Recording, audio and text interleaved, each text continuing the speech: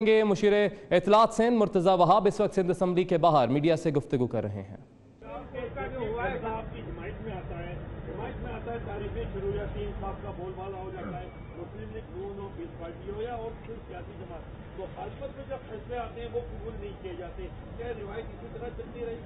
देखिए, हमने तो हमेशा अदालतों का एहतराम किया और फैसलों का भी एहतराम किया है। भुट्टो शहीद का फैसला हुआ, हमने कभी किसी कोर्ट के ऊपर, किसी इदारे के ऊपर अटैक नहीं किया। हमने फैसले को एक्सेप्ट किया। आज हमारी सिर्फ रिजर्वेशन नहीं है, आज पूरी कौम की रिजर्वेशन है उस फैसले के ऊपर। इवन उन लोगों की रिजर्वेशन है जिन लोगों ने उस फैसले को पास किया था। तो मैं समझता हूँ पाकिस्तान पीपल्स पार्टी ने अपनी तर्ज सियासत से हमेशा शो किया है कि हम इदारों का एहतराम करते हैं, अदालत का एहतराम करते हैं, और हम आज भी इस बात पर कायम है कि हम अदालती मामले को, कानूनी मामले को अदालत में पेश करेंगे, और जो अवाम का मुकदमा है, अवाम के मामला हैं, उसको सियासी जो हमारे इदारे हैं, पार्लिमानी इदारे हैं, सड़क है, इंशाल्लाह उसमें पेश करेंगे। ये बताइएगा कि शेख जो पेशन गोया करने वालों में रेलवे के वजीर शेख रशीद भी शामिल थे, आज शेख रशीद का क्या हाल होगा?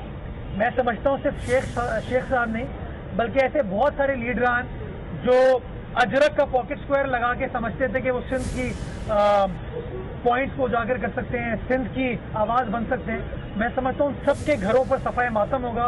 उनको समझ नहीं आ रहा होगा कि उन्होंने इतनी बड़ी बड़ी पेशन गोइयाँ की थी, इतनी बड़ी बड़ी बातें की थी, अब वो आज क्या प्रेस कॉन्फ्रेंस करेंगे। इसीलिए मैं गुजारिश करता हूँ बार बार पीटीआई के दोस्तों को कि बात करने से गुरेज करें। बात करना उनका काम नहीं है, उनका काम है हुक्मरानी करना।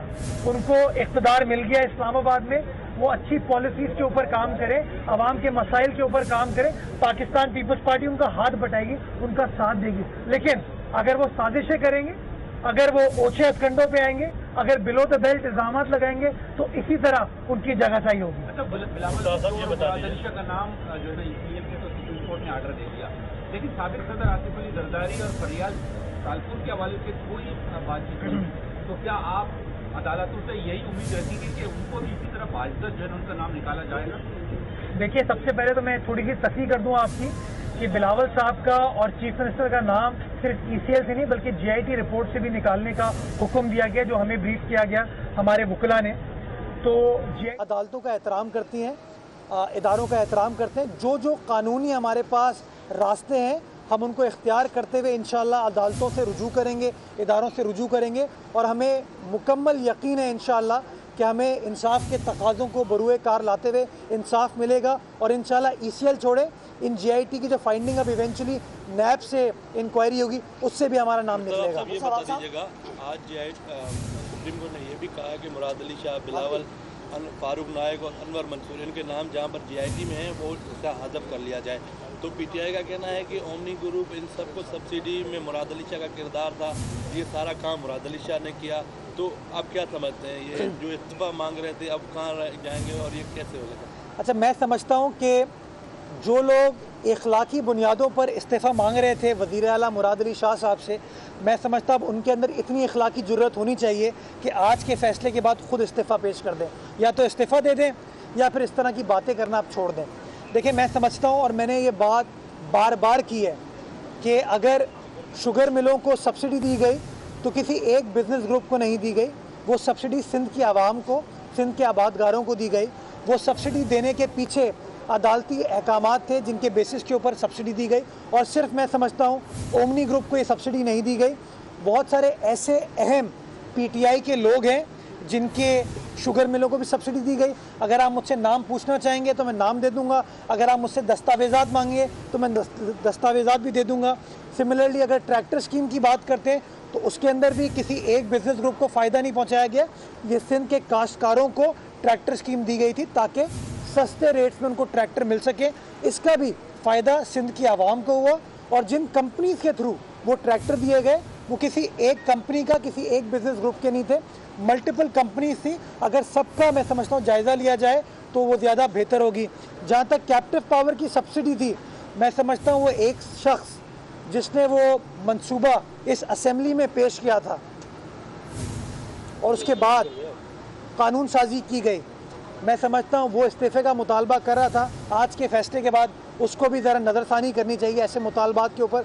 और मैं समझता हूँ उसके अंदर इतनी अखलाकी जुर्रत होनी चाहिए कि वो भी इस्तीफ़ा दे दे। अच्छा, आपको ये कहा जा रहा है हलीम आदिल शेख की जानिब से कि आप इलेक्शन हार गए और वो जीत गया, तो आपका कह रहा है कि आप हारे हुए हुक्मरान कैसे बन गए? वतु इज़्ज़ु मंतशा वतु ज़िल्लु मंतशा, अल्लाह ताला जिसको इज़्ज़त देना चाहे इज़्ज़त दे सकता है। मैं शायद हार के भी जीत गया और वो जीत के भी हार गए। 6000 वोट लिए थे हलीम आदिल शेख साहब ने। ये भी जिस तरह का इलेक्शन हुआ तो आपको याद होगा, मैंने 8500 वोट लिए थे। मुझे मेरी आवाम ने वोट दिया और मैं समझता हूँ कि ईमानदारी से काम करने के लिए मुझे किसी वोट की भी ज़रूरत नहीं है। मैं अपना काम करता रहूँगा, इनकी नालायकियों को उजागर करता रहूँगा। अगर ये समझते हैं इस तरह के मुतालबात करने से मैं अपने काम से पीछे हट जाऊँगा, उनकी बेईमानी को, उनकी इखलाकी बेईमानी को एक्सपोज नहीं करूँगा, तो मैं समझता हूँ वो गलत है। उनका ज़र्फ़ है वो उस तरह इस्तेमाल करें, मेरा ज़र्फ़ है मैं अपनी तरीके से इस्तेमाल करूँ। उन्होंने ऐलान किया है कि आप जो मुशीर बने हैं उसके खिलाफ भी अदालत में जाएंगे, हलीम आदिल ने कहा था। बिस्मिल्लाह करें जी। मुझे कोई एतराज़ नहीं है, उनका हक़ है अदालत में जाने का। बट मैं समझता हूँ कि जो PTI के दोस्त हैं वो कागजात को पढ़ते नहीं हैं। मेरे ख़िलाफ़ जो अदालती फ़ैसला आया था वो अदालती फ़ैसला ऑनरेबल सुप्रीम कोर्ट ने 2017 फरवरी में सस्पेंड कर दिया था। तो इस वक्त मेरे ख़िलाफ़ कोई फ़ैसला ऐसा है नहीं। तो मैं गुजारिश करूँगा अपने PTI के दोस्तों से कि पहले कागजात को पढ़ लिया करें और अगर पढ़ने में इशू है तो मुझसे रुजू कर ले, मैं खुद उनको पढ़ के चीज़ें बयान कर दूँगा। लोकल गवर्नमेंट एक्ट में कोई तरमीम कर रहे हैं, तो क्या तरमीम कर रहे हैं? देखें, आज के एजेंडे में कोई 3 से 4 एजेंडा आइटम्स हैं लोकल गवर्नमेंट से रिलेटेड, वो काबीना में सबमिट किए जाएंगे। काबीना फैसला करेगी, उसके बाद जो शाम में मैं अपनी प्रेस ब्रीफिंग करूंगा उसमें आपको बता दूंगा उसके बारे में। साहब, ये तारीख पे तारीख दर्ज है, 31 तारीख 7 जनवरी तारीख देने वाले जो डायरेक्टर थे, जिनकी डायरेक्शन थी, उनका क्या होगा? शाम में मैं समझता हूँ कि जो लोग तारीख दे रहे थे, अब आपसे उनको तारीख मांगनी चाहिए कि वो किस तारीख पे अपना इस्तीफ़ा दे रहे हैं, क्योंकि वो अखलाकियात